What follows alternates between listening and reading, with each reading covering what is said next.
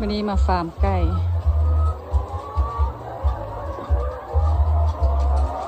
ต้องการเก็บไข่บ่ใครต้องการเป็นพนักงานเก็บไข่บ่ตัวหน่วยใหญ่ๆไปเลยบลา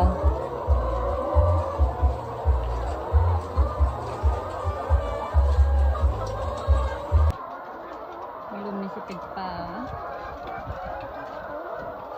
เพิ่งๆนี่จะเป็นไก่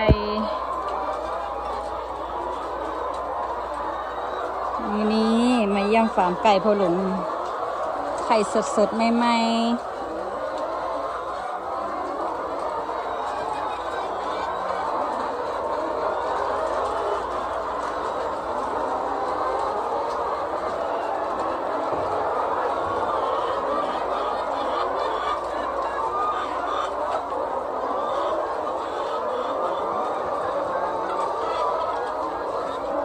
หลังจาก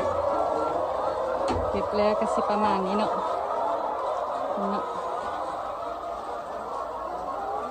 เป็นประมาณนี้เลย